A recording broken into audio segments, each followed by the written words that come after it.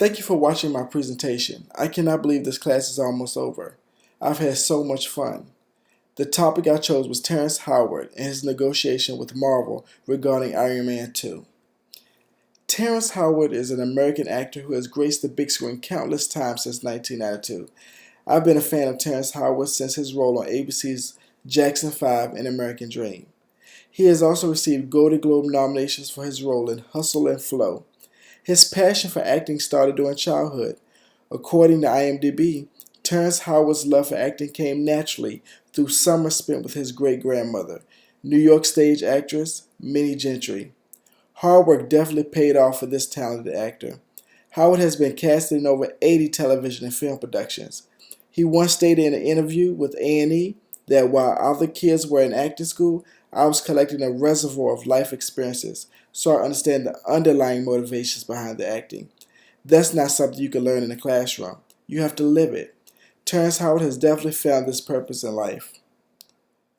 In 2008, he was the highest paid actor in Marvel's blockbuster hit, Iron Man. According to Grantland Entertainment Reports, Terrence Howard grossed $4.5 million for Iron Man.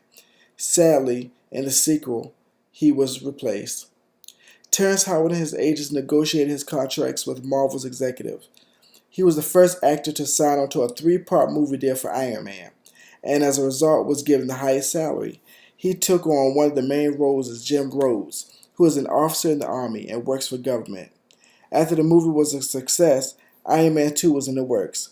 When Howard went to sign on for the sequel, they were disappointed by the low offer.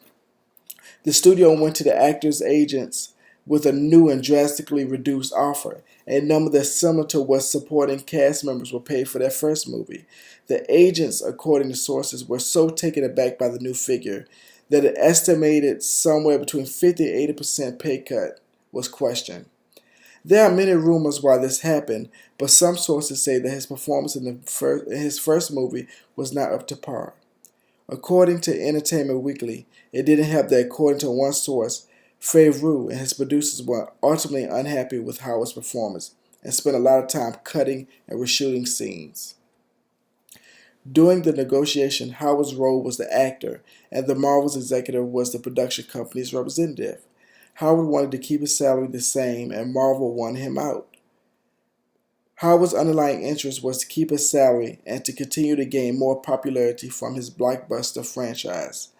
I believe that the underlying interest of the executives was to discourage Howard from signing on for that sequel. The executives did not want to break their contract, so they devised a plan to make him drop the deal.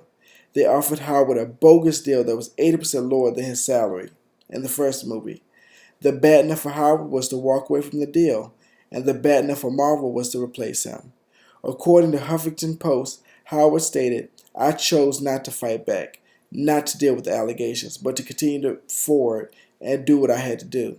I had to start all over. I went from making $6 million a movie back to $60,000. As long as you don't give up, you are able. I'll make $20 million soon because I have learned the lessons of yesterday."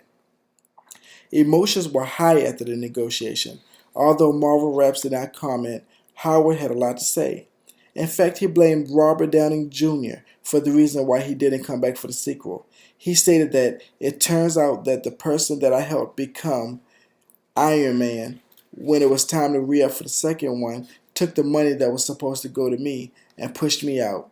Howard let out emotional outbursts regarding the negotiation to social media, blogs, and radio interviews. He slandered Robert Downey's name. He failed to separate the person from the problem, causing his personal relationship with Robert to end because of a bad business deal.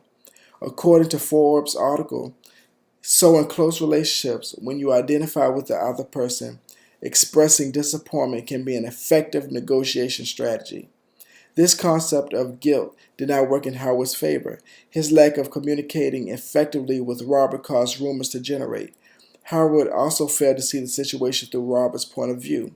He should have not blamed him for his problem. Blaming is an easy mode to fall into, particularly when you feel that the other side is indeed responsible.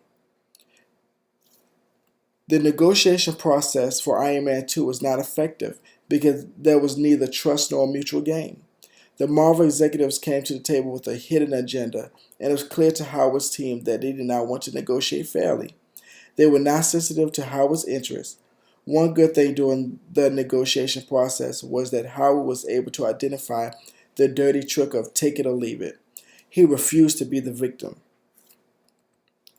In conclusion, no agreement was reached. Legendary actor Don Cheadle replaced Terrence Howard. Marvel screwed over Howard, and I do not see any future signs of business negotiations. According to Huffington Post, Howard stated that the worst thing I witnessed was Iron Man killing my career. This is a cutthroat business, but it cannot be taken personal. At the end of the day, this was a business decision. When one door closes, another one will open. Since that bad deal in 2008, Terrence Howard has starred in numerous films such as The Butler and Best Man Holiday. I believe that he will continue sharing his message of perseverance through his acting. He has already accomplished so much at a young age. He embodies Maxwell's idea that the higher you go, the easier it is to lead. The sky is the limit, and I know the best is yet to come. Thank you for watching my presentation, and I hope you enjoyed yourself.